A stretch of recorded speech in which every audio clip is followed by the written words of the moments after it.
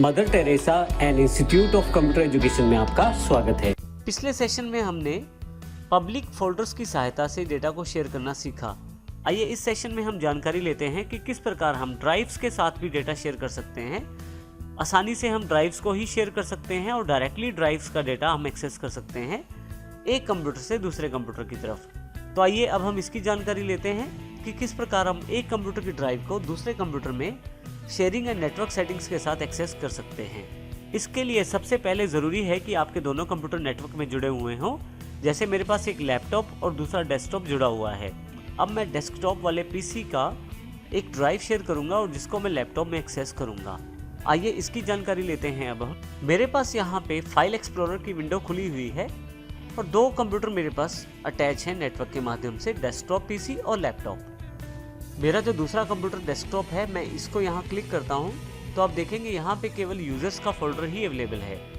जबकि हम डेस्कटॉप जब हमने कंप्यूटर देखा था तो वहाँ पे सी और डी ड्राइव भी अवेलेबल थी। आइए उसकी जानकारी लेते हैं। अब मेरे पास ऑफिस वाले कंप्यूटर का डेस्कटॉप अवेलेबल है। यहाँ पे मैं माई कंप्यूटर पे क्लिक कर देता हूँ और यहाँ पे आप यदि देखें तो कंप्यूटर में दो ड्राइव्स अवेलेबल हैं, सी ड्राइव और डी ड्राइव। हर बार अपनी फाइल्स को पब्लिक फोल्डर्स में शेयर करने के अलावा आप डायरेक्टली अपनी ड्राइव को ही शेयर कर सकते हैं। डायरेक्ट ड्राइव शेयर करने का फ़ायदा ये है कि आप अपनी डायरेक्ट सभी फाइल्स को वहाँ एक्सेस कर सकते हैं दूसरे कंप्यूटर पे। जैसे कि यहाँ पे अब मैं डी ड्राइव को शेयर करना चाहता हूँ। इसके लिए मैं डी ड्राइव पे राइट क्लिक करूँगा। यहाँ पे आपके पास शेयर विद एडवांस शेयरिंग का ऑप्शन अवेलेबल है। एडवांस शेयरिंग में आपके पास काफ़ी सारे ऑप्शंस हैं। इसमें पहले देखें नेटवर्क फाइल और फोल्डर शेयरिंग में डी शेयर नहीं है, जो दिया गया है जानकारी नोट शेयर्ड के रूप में। नीचे की तरफ एडवांस शेयरिंग का ऑप्शन है जहां से मैं अपनी सेटिंग्स कर सकता हूं शेयरिंग से रिलेटेड। तो मैं एडवांस शेयरिंग को क्लिक कर देता हूं। यदि इस ड्राइव को मुझे शेयर करना है तो शेयर दिस फोल्डर पे क्लिक करूंगा। आप शेयरिंग के लिए नाम भी चेंज कर सकते हैं, जबकि मैं यहाँ पे डी ड्राइव ही नाम रखता हूँ। अभी यहाँ नीचे की तरफ परमिशंस का बटन है, क्लिक करेंगे। अब यहाँ आप यदि ध्यान दें तो आपके पास परमिशन सेटिंग्स हैं। यदि आप इस ड्राइव को दूसरे लैपटॉप या कंप्यूटर में खोलना चाहते हैं तो आप किस परमिशन के साथ इसे खोलना चाहते हैं। आप सिर्फ फाइल्स को कॉपी और रीड करना चाहते हैं तो आप रीड ऑप्शन को अलाउ कर सकते हैं। और यदि आप पूरा कंट्रोल देना चाहते हैं, फाइल डिलीशन, इंसर्शन इत्यादि का भी, तो आप फुल कंट्रोल को अलाउ कर सकते हैं और चेंज को भी अलाउ कर सकते हैं। मैंने इन सबको अलाउ कर दिया है, अप्लाई कर दिया है और ओके कर दिया है। फाइनली मैं यहाँ पे अप्लाई ओके फिर से कर देता हूँ। अब देखेंगे कि यहाँ पे डी शेयर्ड लिखा हुआ आ गया है। इसको मैं यहाँ से क्लोज कर देता हूँ। आइए अब हम देखते हैं कि क्या इस सेटिंग्स के साथ हम डी ड्राइव को लैपटॉप में एक्सेस कर सकते हैं। मैं विंडोज़ 10 वाले अपने लैपटॉप में वापस आ गया हूँ और यहाँ मैंने फाइल एक्सप्लोरर में पहले से नेटवर्क को सिलेक्ट किया हुआ है। अब देखें यहाँ पे डेस्कटॉप पीसी और लैपटॉप दोनों मेरे पास अपने कंप्यूटर अवेलेबल हैं, क्योंकि मैंने डी ड्राइव को शेयर किया है डेस्कटॉप पर। और अब मैं डेस्कटॉप पीसी को क्लिक कर लेता हूँ। यहाँ पे आप देखेंगे कि डी ड्राइव यहाँ अवेलेबल हो गई है। यहाँ यदि मैं क्लिक करता हूँ डी ड्राइव को तो आप देखेंगे एक नेटवर्क एरर अवेलेबल हो गया है, Windows can not access desktop PC D drive. यहाँ पे कुछ परमिशंस रह गई हैं जिस कारण से मैं डी ड्राइव को एक्सेस नहीं कर पा रहा हूँ। ये परमिशन सिक्योरिटी से रिलेटेड हैं। तो आइए अब इन सेटिंग्स की जानकारी लेते हैं ताकि हम डी ड्राइव को दूसरे पीसी पे एक्सेस कर पाएँ। इसके लिए वापस हम उसी डेस्कटॉप पीसी पर चलते हैं। यहाँ पे सबसे पहले मैं कंप्यूटर पर डबल क्लिक करके अपना माई कंप्यूटर खोल लेता हूँ। यहाँ देखें आप डी ड्राइव के साथ यहाँ छोटा सा सिंबल अवेलेबल हो गया है, जो ये जानकारी तो दे रहा है कि आपके ड्राइव शेयर है, परंतु वहाँ पे शेयरिंग एक्सेसिबल नहीं है अभी, जिसका कारण कुछ सिक्योरिटी सेटिंग्स हैं। आइए इन सेटिंग्स की जानकारी ले लेते हैं। राइट क्लिक करें, शेयर विद एडवांस शेयरिंग्स पे क्लिक करें। अब देखेंगे कि यहाँ पे तो डी शेयर लिखा हुआ है, परंतु फिर भी हम एक्सेस नहीं कर पाए थे अपनी ड्राइव को। कुछ सिक्योरिटी सेटिंग्स के द्वारा हम अपनी डी ड्राइव को आसानी से दूसरे पीसीज पे या दूसरे कंप्यूटर पे एक्सेस कर सकते हैं। तो आइए अब हम उन सेटिंग्स की जानकारी लेते हैं। सबसे पहले यहाँ ऊपर की तरफ दी गई सिक्योरिटी टैब पे मैं क्लिक कर देता हूँ। आप देखेंगे कि यहाँ पे आपके पास काफ़ी सारे यूज़र्स की जानकारी अवेलेबल हो गई है।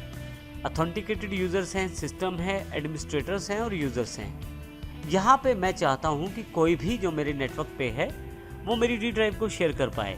तो ऐसे केस में मुझे एवरीवन के नाम से यहाँ पे ग्रुप को ऐड करना पड़ेगा। इसके लिए मैं एडिट पे क्लिक करता हूँ,